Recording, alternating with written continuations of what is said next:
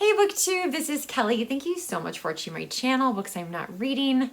I know, I am really behind in tags. But I think this is a good evergreen tag. I was tagged by the Grape Jelly Library. And this tag was created by Paul, the Accidental Bookseller. And it is the 8 books that hold my heart. And so it's just essentially what books do you remember, like, the reading experience of?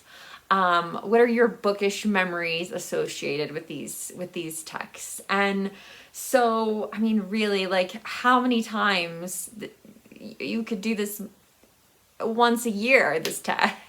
So it's fantastic. And I am going to tag some people down below, but if you would like to do this tag, please feel free and just tag me so that I know I can see your version of it. And if you don't have a channel, then share with me books that you have really strong specific memories of. I've tried really hard not to show books that I typically show on my channel. So that was kind of the challenging part of it for me. But I think we have a mix of things you've seen, things you haven't seen. So the first one I actually read when I lived in Ames, Iowa for a year.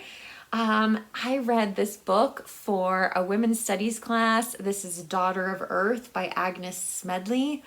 And it just like ripped my soul. It's a very sad book. Think of, I mean, I don't know, and it's been so long since I've read it. Oh my God. But, yeah, it's to me, it's like the Grapes of Wrath told by her. Like, this is really more biographical than a novel. I mean, obviously it's not her name or anything like that, but yeah, it is a great book. I don't know where the copy that I read ended up at because I bought Jason a copy of it. It may have been one of the first books I ever gave him. And I really need to revisit this. But I do remember being in Ames, being in, that specific dorm room. I think that was my last year of dorm room life, thank goodness. And yeah, I just remember, yeah, being that class, the campus, and this book, which is maybe, I don't know, I'd have to look around to see what other books from college from that specific year in Iowa have stayed in the library. This might be the only one. It's excellent. It's an excellent book. I need to reread it, but Alice is full. My library cart is full. So, okay, the next one, I think I have talked to you guys about reading this. So, I mean, I waited a really long time to read The Girl with the Dragon Tattoo series by Stieg Larsson.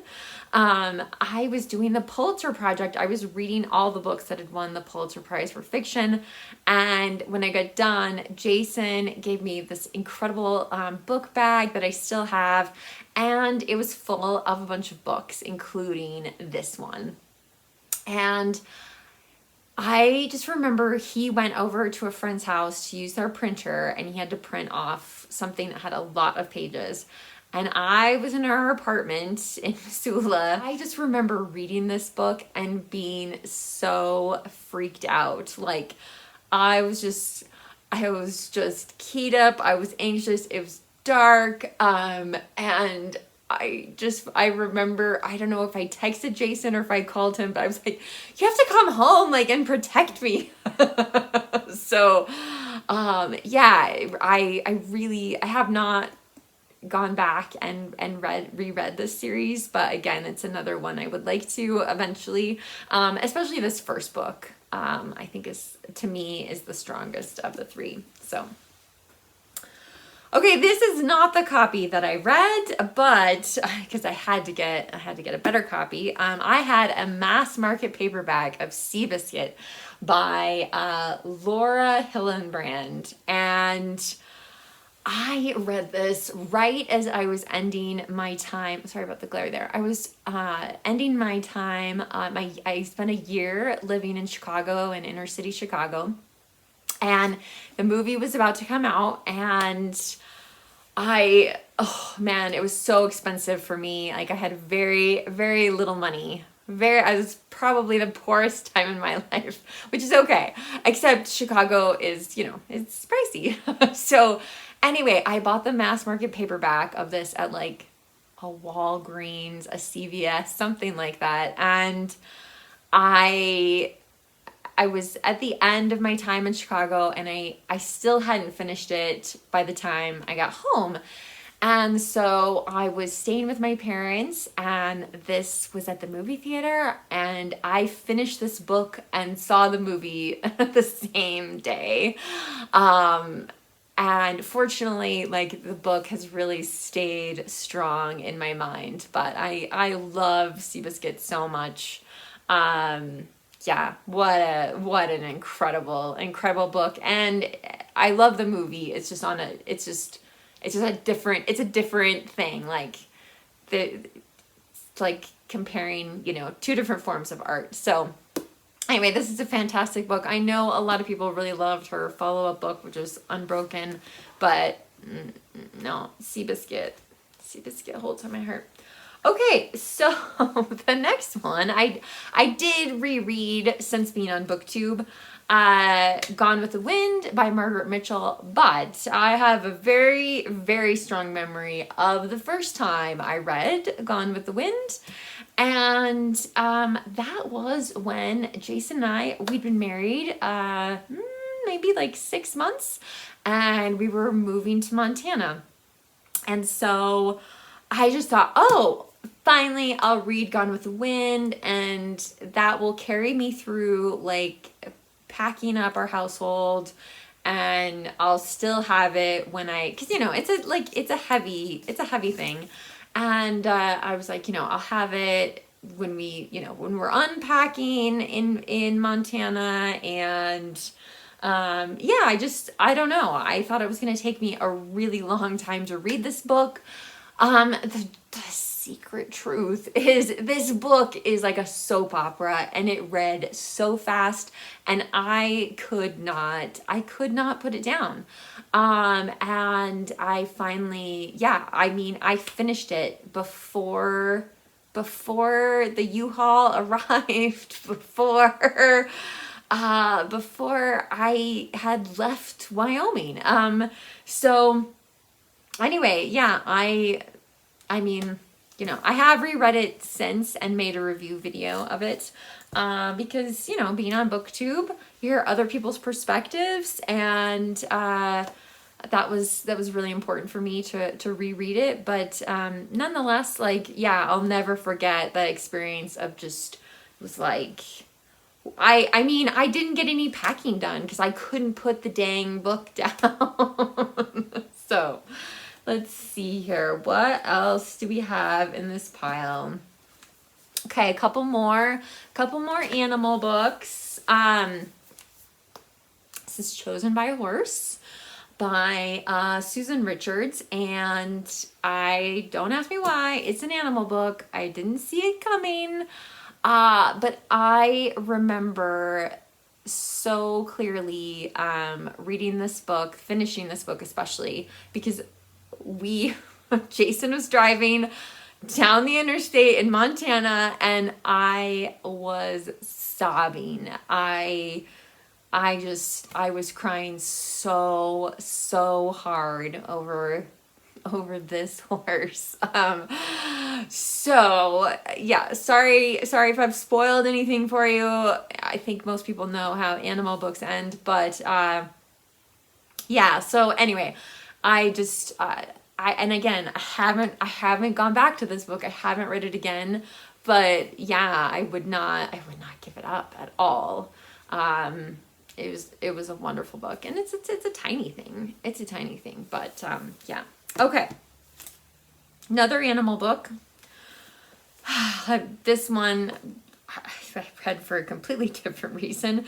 This is Death in the Grizzly Maze by Mike Lipinski.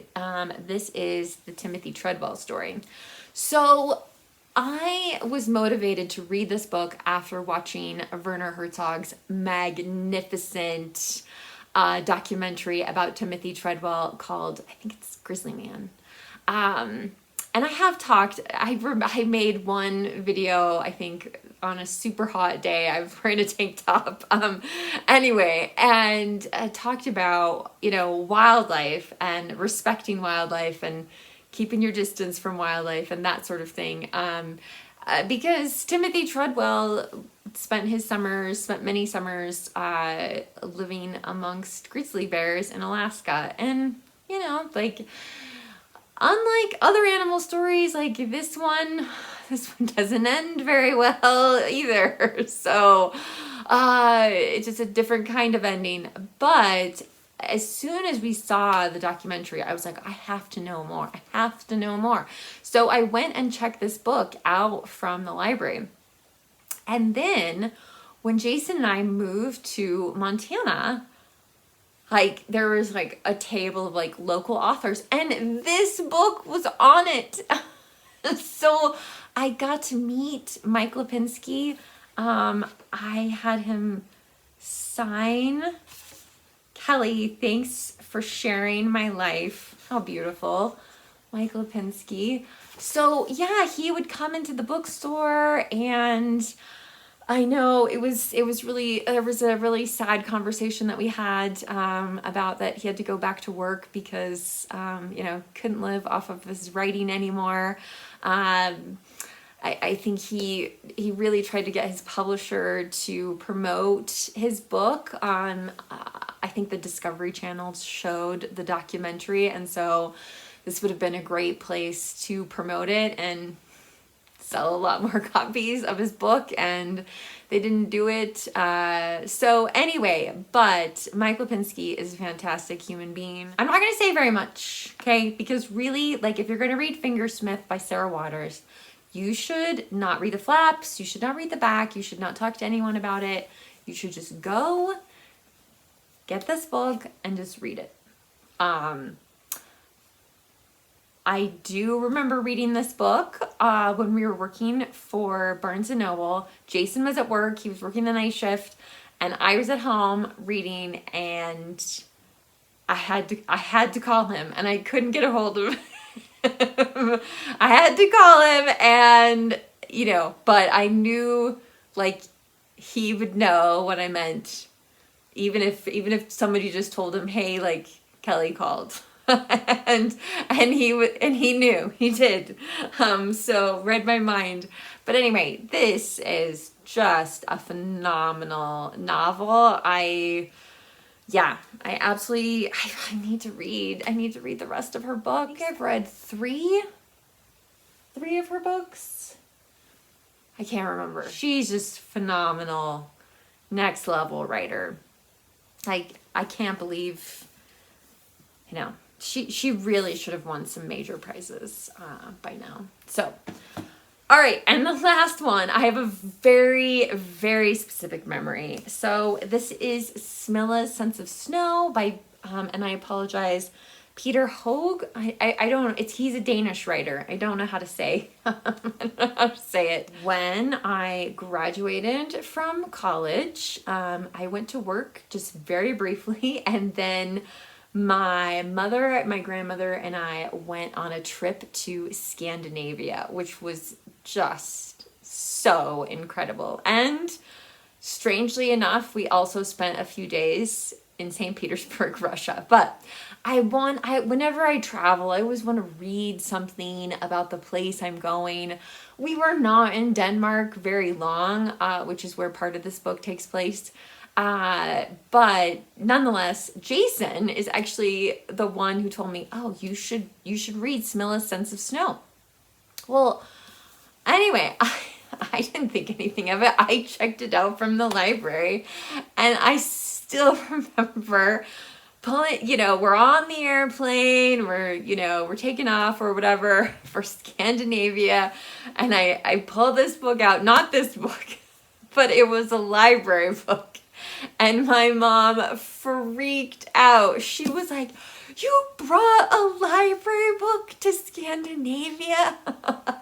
So in my family, like, library books are, they're very important. You don't want to have to pay for them if they get lost, that kind of thing. And so it was just so, she was just so distressed that I would bring a library book such a great distance. But anyway, I did. I've seen this movie many, many times, which is also just amazing. But so I really, though, I'll never get over that. My mom just flipping out on me for bringing a library book on a trip to Scandinavia. So that library book has seen some mileage, if it's still even there, but we will never be parting with our copy of it. So anyway, I hope you enjoyed this, and I'm going to tag some people down below. I'd love to know bookish memories you have and what the book is. And so please feel free to leave a comment. As always, if you don't feel comfortable leaving a comment, you can leave an emoji or give this video a thumbs up. But I do look forward to hearing from you and all about your bookish memories. So thanks so much for watching Booktube. Remember to be kind to yourself, be kind to others. I'll be back soon with another video. Bye.